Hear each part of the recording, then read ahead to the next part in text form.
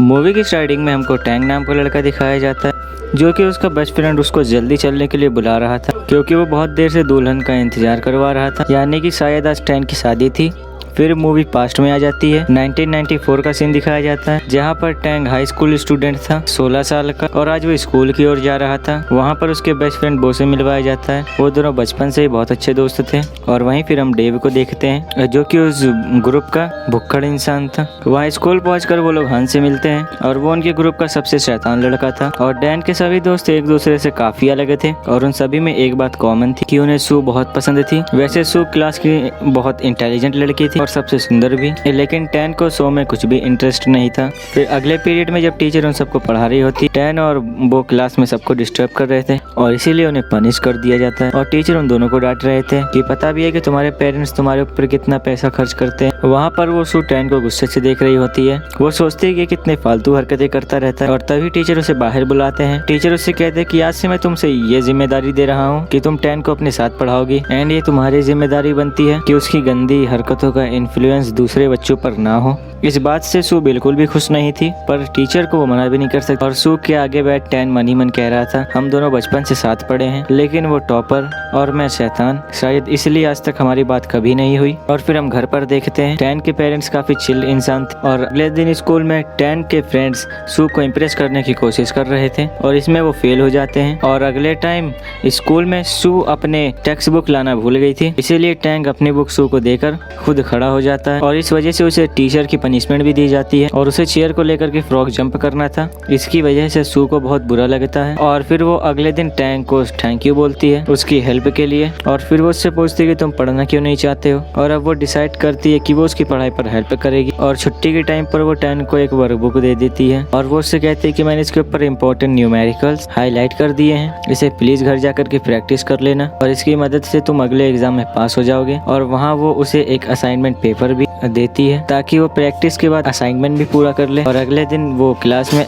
उसके असाइनमेंट को चेक कर रही थी और वो उसकी मिस्टेक्स बता करके उसकी काफी हेल्प करती है। स्कूल के बाद सू की दोस्त उससे कह रही थी, आखिर तुम टैंग की इतनी हेल्प क्यों कर रही हो, तुम्हें आखिर हो क्या गया है। और उधर दूसरी तरफ घर पे टैंग बहुत पढ़ाई कर रहा था और ये बात उसे खुद भी समझ नहीं आ रही थी कि आखिर वो पढ़ क्यों रहा है। और फिर वो अगले दिन अपने दोस्तों के साथ सो रहा होता है ब्रेकफास्ट के वक्त और ये देख कर उसके सभी दोस्त हैरान हो जाते हैं कि ये इतनी सुबह सो क्यों रहा है। और वहीं क्लास में सू असाइनमेंट चेक करके थोड़ी खुश थी क्योंकि आज टैंग ने बहुत कम गलतियां की थी। और वहीं अगले दिन उसका टेस्ट था और टैंग को टेस्ट में 75 मार्क्स मिले थे, जिसे देख करके वो खुद भी बहुत हैरान था क्योंकि फेल होने से सीधा 75। इसके बाद वो सू से कहते हैं कि तुम इतनी मेहनत क्यों करती हो, कि ये जो भी तुमने मुझे पढ़ाया 10 साल बाद ये मुझको नहीं याद रहने वाला और इसकी जरूरत भी मुझको नहीं पड़ने वाली। इस पर सू कहती है कि कभी कभी लाइफ में एक्सपेक्टेशन के बिना भी कुछ करना चाहिए, अगर हम हमेशा ज्यादा एक्सपेक्टेशन रख काम करेंगे तो डिसअपॉइंट होना तय है। ये सुन करके टैन कहता है कि हमेशा तुम इतनी बड़ी बड़ी बातें कैसे कर लेती हो,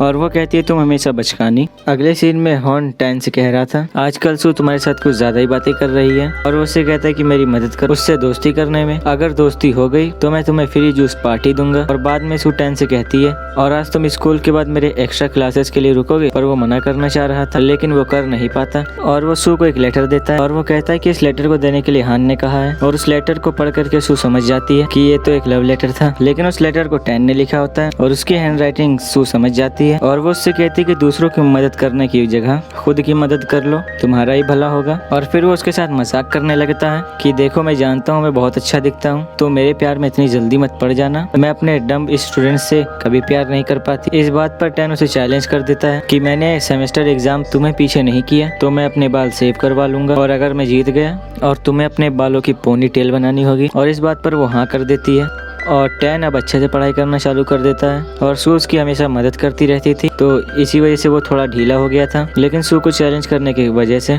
कम उसके अंदर एक हेल्दी कंपटीशन तो जाग गया था। और एग्जाम खत्म हो जाता है और आज था रिजल्ट का दिन, और टैन के रिजल्ट बहुत ही अच्छे आए थे, लेकिन वो सेकेंड आता है और सू फर्स्ट आई थी। पर अगर यहाँ पर देखा जाए कि जो फेल वाला बंदा है अगर वो सेकेंड ही आ जाए तो ये बहुत बड़ी बात है, लेकिन इसके बावजूद भी वो खुश नहीं होता और अब वो अपने बालों को सेव करवा लेता है। और ये देख करके सू सू बहुत हंस रही थी। और अगले दिन ग्राउंड में सभी दोस्त बैठे हुए थे और तभी उनके सामने से सू जा रही थी और उसने अपने बालों की पोनी टेल बना लिया था और ये देख करके सभी हैरान थे। लेकिन टैंग बहुत खुश था। वो यही सोच रहा था कि जीतने के बाद भी उसने पोनी टेल क्यों बना ली। और वहीं क्लास में वो क्लास टीचर उन सभी पर नाराज हो रहे थे क्योंकि उनके क्लास फंड्स चोरी हो गए थे। इस पर टीचर सभी से कह रहे थे सभी एक पेपर पे उस बच्चे का नाम लिखो जिस पर तुम्हारा शक है। तभी वहाँ पर हैन और टैंग सर से कह रहे थे ये बात बहुत गलत है, आपको ऐसा नहीं करना चाहिए। लेकिन टीचर उन पर नाराज हो जाते हैं और तभी सू भी हिम्मत करके खड़ी हो जाती है। तो वो कहे थे कि ऐसे तो हम लोगों के बीच में लड़ाई हो जाएगी।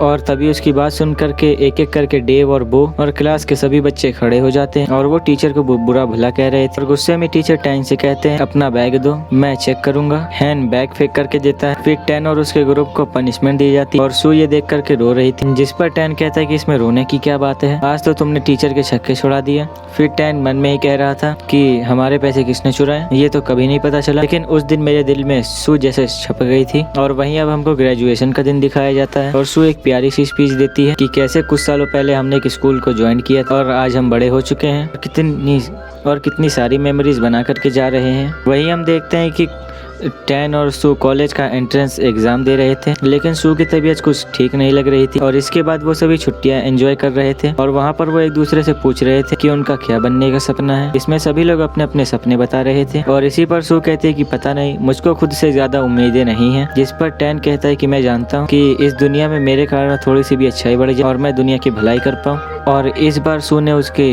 बातों के जवाब में कहा था, जिसमें सबसे इम्पोर्टेंट सू वो अपनी लाइफ को ही बदलना चाहता था, उसे बेस्ट बनाना चाहता था। फिर अगले सीन में हम देखते हैं कि टैन घर पर होता है कि तभी सू का उसे कॉल आता है और वो रो रही थी। ये देख करके टैन जल्दी से उसके पास जाता है, जिससे कि सू का एडमिशन उस यूनिवर्सिटी में नहीं हो पाया था जिसका उन्होंने एग्जाम दिया था। असल में उस दिन सू की तबीयत बहुत खराब होने की वजह से वो एग्जाम अच्छे से नहीं दे पाती और वहीं टैन का उस यूनिवर्सिटी में सिलेक्शन हो जाता है। और वहीं पर वो सभी दोस्त अपने ड्रीम के अकॉर्डिंग पढ़ाई पूरी करने के लिए निकल जाते हैं। और अभी सू ने भी एक यूनिवर्सिटी में एडमिशन ले ली, जैसा कि उसने डिसाइड कर लिया था कि वो एक टीचर बनेगी। फिर कुछ समय बाद हम टैन को देखते हैं जो कि हॉस्टल में था और उसके साथ 3 और लोग थे, उसके रूममेट्स। और वहाँ पर वो टेलीफोन से सू को कॉल करता है और ऐसा वो रोज किया करता है और कई बार उसने ऐसे अपने रात के खाने के पैसे कॉल पर उड़ा दिए थे। और आज टैन उससे बात करके रिक्वेस्ट कर रहा था और वो उससे कहता है कि प्लीज तुम आज उस पार्टी में किसी भी अनजान लड़के से डांस मत करना। और वैसे ही कुछ महीने बीत जाते। आज था क्रिसमस, जो कि कॉलेज से जाने के बाद पहला क्रिसमस था और वो दोनों एक दूसरे से काफी समय बाद मिल रहे थे। वो दोनों बहुत खुश थे और फिर मार्केट पहुंच करके वो दोनों बहुत एंजॉय करते हैं, जहाँ पर सू से पूछते कि क्या मैं तुम्हें पसंद हूँ। वो कहता है बिल्कुल, ये भी कोई पूछने की बात है। और वो उससे कहते कि पता नहीं मैं तुम्हारे लायक हूँ कि नहीं, मतलब कि मैं थोड़ी अजीब सी हूँ, जैसे तुम्हें मैं बिल्कुल परफेक्ट लगती हूँ लेकिन ऐसा है नहीं। मुझे कभी कभी छोटी छोटी बातों पे गुस्सा आ जाता है, कई बार मैं बहुत जल्दी उठ नहीं पाती। इवन वो उससे कहते कि तुम जैसा मुझे समझ रहे हो शायद मैं वैसा हूँ नहीं। जिस पर वो कहता कि मैं ज्यादा नहीं सोचता, मुझे जो सामने दिखता है मैं वही कहता और तुम मेरे हिसाब से बिल्कुल नॉर्मल हो और मुझे बहुत पसंद भी हो। जिस पर सू कहती कि तुम कॉन्फिडेंस के साथ ये सब कुछ नहीं कह रहे हो, अच्छे से सोच कर बताओ। और सू की बातें सुनकर के टैन कंफ्यूज हो जाता है, क्या सू उससे प्यार नहीं करती, क्या वो मुझे रिजेक्ट करना चाहती है। और फिर वो दोनों एक लैंटेन पे कुछ लिख रहे थे और फिर वो उसे हवा में रिलीज कर देते हैं। और तभी टैन सू से कहता है कि सू तुम मुझे बहुत अच्छी लगती हो और एक दिन देखना मैं तुम्हारा होकर ही रहूंगा और तुम मेरी। और सू कहती है कि मेरे पास इसका आंसर नहीं है और क्या तुम तब भी ये जानना चाहते हो। टैन कहता है कि नहीं, क्योंकि वो काइंड ऑफ डर गया था। उसे काफी हद तक ये लगने लगा था कि सू का जवाब ना में होगा। और वो उससे कह देता है कि देखो मैं तुम्हें प्रपोज नहीं कर रहा, बट मैं तुम्हें अपनी फीलिंग्स बता रहा हूँ, तो तुम मुझे रिजेक्ट नहीं कर सकती। और फिर वो दोनों लैंटेन को हवा में छोड़ देते हैं। और फिर हॉस्टल के वो सभी रूम में एक पोस्टर बांट रहा होता है, क्योंकि उसने एक फाइट ऑर्गेनाइज करवाई थी और वो चाहता था कि सभी लोग उस फाइट को देखने के लिए आए। और वहाँ पर वो सू को भी इन्वाइट करता है, लेकिन उसको उसमें इंटरेस्ट नहीं होता है। और अगले सीन में वो फाइट के रिंग में था और उसका ओपोनेंट एक ब्लैक बेल्ट मार्शल आर्टिस्ट था। टैन उससे बहुत मार खाता है और वो सिर्फ उससे मार ही खाया जा रहा था। और तभी सू भी वहाँ पर आ जाती है और वहाँ टैन उसके सामने हार जाता है। और फिर अगले सीन में सू टैन से कह रही थी, आखिर तुमने ऐसी कंपटीशन को क्यों ऑर्गेनाइज किया जिसमें तुम्हारी जान को खतरा हो। और वो उस पर नाराज थी और वो उससे पूछती कि इस फालतू की मार से तुमने क्या सीखा। वो उससे कहता है कि ये फालतू नहीं था और वैसे भी हर चीज सीखने के लिए थोड़े ही ना होती है। और वहाँ उन दोनों में बहस हो जाती है और ये बहस लड़ाई का रूप ले लेती है। और यहाँ पर वो दोनों इतने गुस्से में थे कि वो खुद की दोस्ती तोड़ देते हैं। और अगले दिन ग्राउंड पे भागते हुए टैन कह रहा था कि आखिर लड़के इतनी समझदार क्यों हो जाती है, मैं क्या करूं, मगर मैं इतना समझदार नहीं हूं। और फिर वो ये बात अपने दोस्तों को बता रहा था और हैन सीधा और हैन सीधा निकल जाता है सू यूनिवर्सिटी की ओर और येन भी ट्रेन से यहाँ आ रहा था और पहले पहुंच करके वो सू से बातें करने की कोशिश करता है, पर वहाँ हैन उन दोनों को साथ देख लेता है और वो डिसअपॉइंट होकर के वहाँ से जा रहा था। और वे शाम को टैंग कह रहा था सू उसकी लाइफ में एक मीनिंग का कारण थी, पर अब वो चली गई। वहीं दूसरे दिन सू और डेव एक रेस्टोरेंट पे थे। डेव उससे बातें कर रहा था लेकिन वो उसकी बातों में इंटरेस्टेड बिल्कुल भी नहीं थी और वहाँ उसकी नजर बाहर एक कपल पर पड़ती है और उसे देख करके उसे अपने स्कूल के दिनों की याद आने लगती है। और फिर हम देखते हैं कि 2 साल का वक्त बीत चुका था और फिर एक दिन टैन के हॉस्टल में एक अर्थक्वेक आता है और वहाँ पर उन सभी लोगों का फोन का सिग्नल चला गया था और टैन एक रास्ते पर फोन के सिग्नल का इंतजार कर रहा होता और सिग्नल आते ही वो सू को कॉल करता है, जिसे उसने पिछले 2 सालों में सू को एक भी बार कॉल नहीं किया था। और वो सू के सेफ होने की खबर जानकर बहुत खुश था। वो दोनों एक दूसरे से स्कूल के टाइम की बातें करने लगते हैं और फिर अगले सीन में हम देखते हैं कि सभी ने ग्रेजुएशन कर लिया था अपनी अपनी यूनिवर्सिटी से। और एक दिन फिर सू टैन को कॉल करती है जहाँ पर टैन कहता है कि क्या हुआ, अब तक तो मुझे भुला नहीं पाई, जिस पर वो बताती है कि मैं तुम्हें अपनी शादी पर इनवाइट करना चाहती हूँ। और वहाँ पर वो सभी दोस्त सू की शादी में जाते हैं जहाँ पर सू अपने क्रोम के साथ इंटर करती है और उसे देख करके टैन मन में कह रहा था कि जब मैं सू को देखूंगा तो मैं उदास हो जाऊंगा, लेकिन आप जब किसी से सच में प्यार करते हो तब आप उसके लिए उदास नहीं होते, पर आप उसके लिए बहुत खुश होते हो। और वहाँ पर वो कहता है कि इसीलिए आज मैं बहुत खुश हूँ। शादी के बाद सभी दोस्त मजाक में कह रहे थे हमें भी किस करने का मौका मिलना चाहिए और तभी वहाँ पर उसका हस्बैंड कहता है ठीक है, लेकिन तुम्हें पहले मुझे किस करना होगा। और ये सुन करके टैन उसे किस कर लेता है और वहाँ पर अपने सभी पुराने पलों को याद कर रहा होता है कि अगर कुछ सालों पहले उसने ये गलती ना की होती और अगर गलती के बाद भी उसने सू से एक बार बात भी कर ली होती तो शायद आज वो दोनों साथ होते, लेकिन अब जो कुछ भी हो गया उसे बदला नहीं जा सकता। और गाइज ये मूवी यहीं पर एंड हो जाती है।